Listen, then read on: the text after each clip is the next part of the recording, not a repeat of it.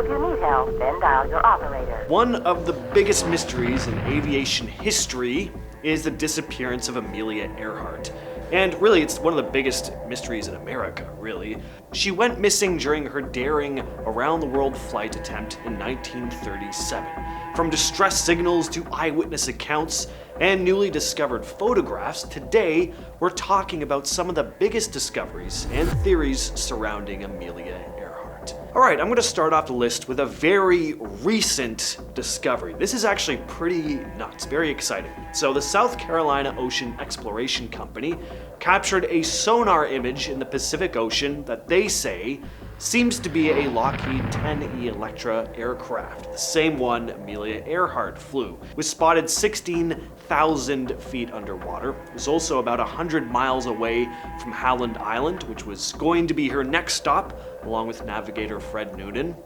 Now, if this is actually Earhart's plane, this would be the answer to a decades-old mystery, but a sad answer. It would mean she didn't vanish or disappear to start a new life somewhere.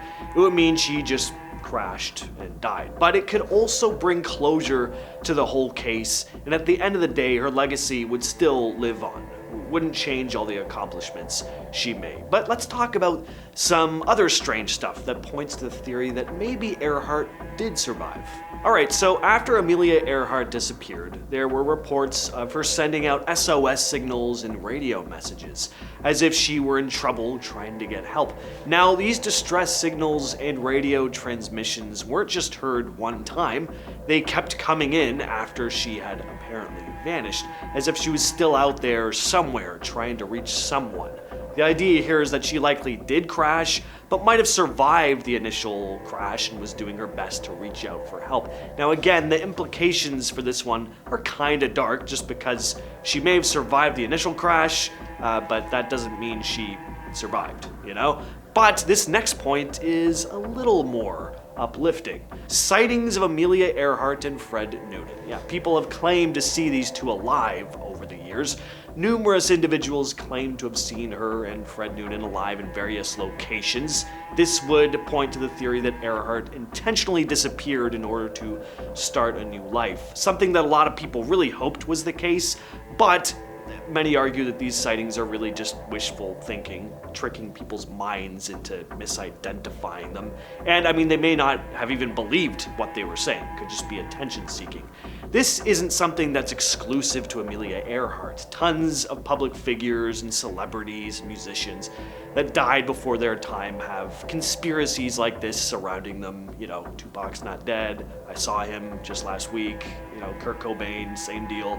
People who are inspired by these folks just don't want to believe that they truly are gone. The fact is, Earhart was never found. So she could have survived and started living out of the public eye. You know, it's possible.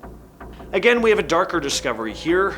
Bones. In 1939, several bones were found on Nikamoraro, a remote Pacific island. In 1998, documents from the British Western Pacific High Commission revealed that a work crew of islanders discovered a skull and bones in Gardner Island in 1939. The British suspected these might be Earhart's remains and shipped them to Dr. D.W. Hoodless in Suva, Fiji for identification. Now, at the time, the bones were not believed to be connected with Earhart at all, as they were male bones, but it turns out they were wrong, at least about the bones being male.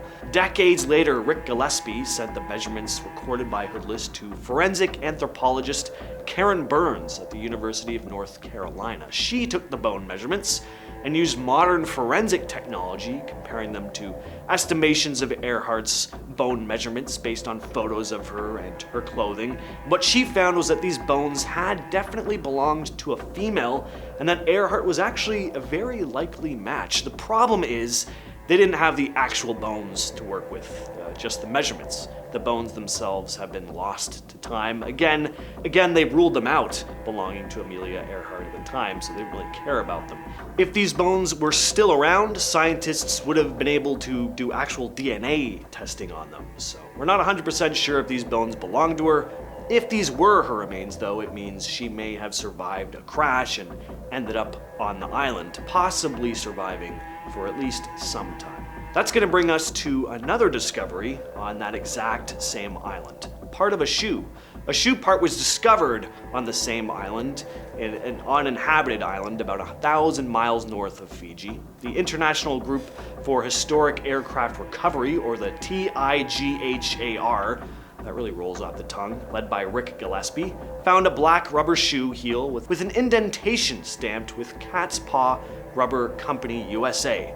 Gillespie suspected that this could be a part of Earhart's footwear. The discovery in 1991 also included aluminum airplane parts and plexiglass.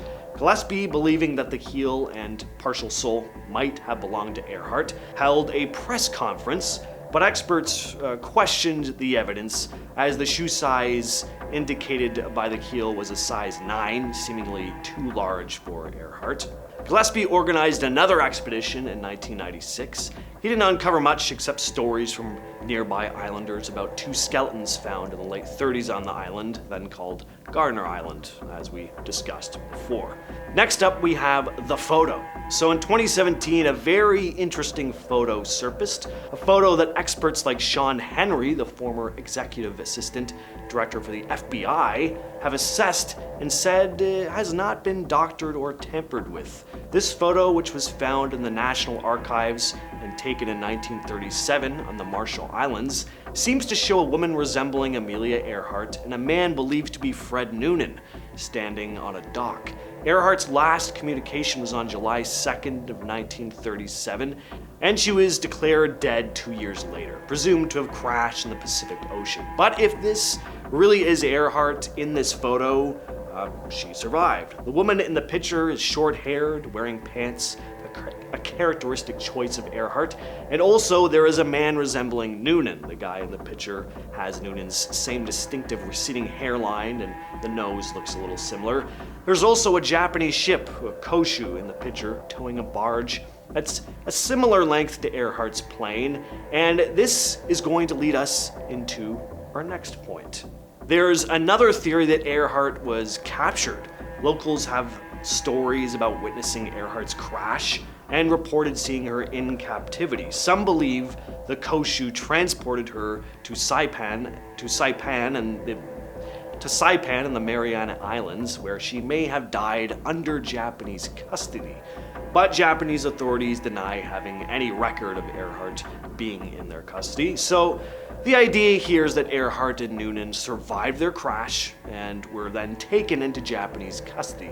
The investigative team behind the discovery pointed to the photograph, which was marked Jaluit et al. And dated 1937, and might have been taken by a US spy monitoring Japanese military activity in the Pacific. Now, this one I'm a little skeptical about. Why would they have been taken into custody? Plus, they don't look all that distressed in the photo, but that does lead us to another theory. Why might she have been taken into Japanese custody? Well, another theory is that Amelia Earhart was actually a spy. Yeah, she wasn't just a pilot on a daring trek across the world. She was working for the US government. But what was her mission, you're probably asking? Well, this conspiracy theory is that Earhart had been tasked with documenting and spying on Japanese island installations, but when the Japanese spotted Earhart and Noonan, they either shot them down or forced them to land, where they were then taken into custody. It does connect the dots in the whole photograph thing, but I don't know. This one seems a little outlandish to me, but what do you all think?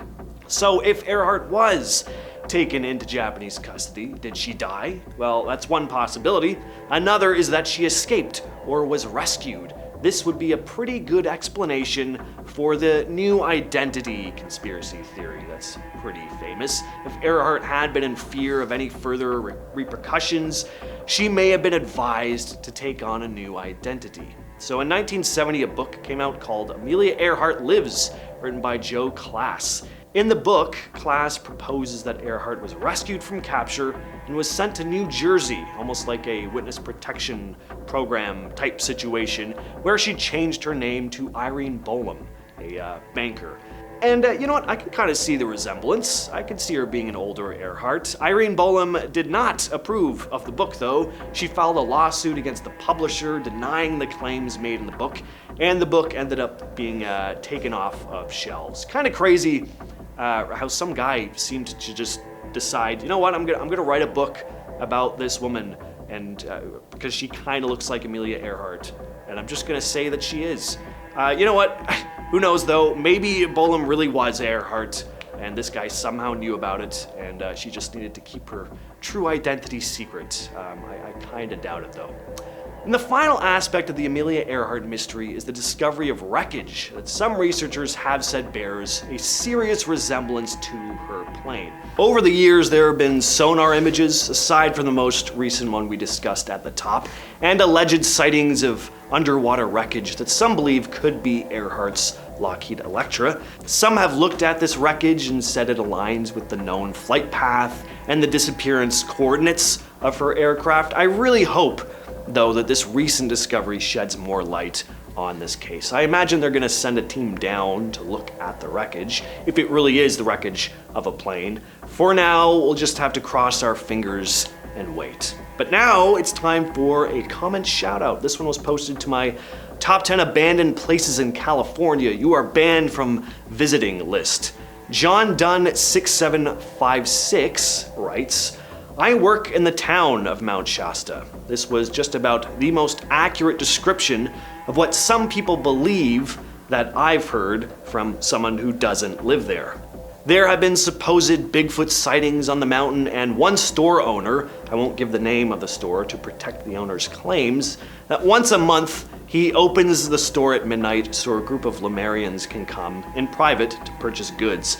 Many of the people who live in the town are, well, a little nuts. Some people literally worship the mountain as a deity, and others refuse to set foot in the mountain because they are not worthy and the mountain will cause them harm. Me, it's just a big volcano. I love when I do videos about urban legends in different states and stuff, and people confirm, like, oh yeah, people talk about that stuff here. Anyway, with all that said, I've been your host, James, and I will catch you, yes you specifically, in the next video.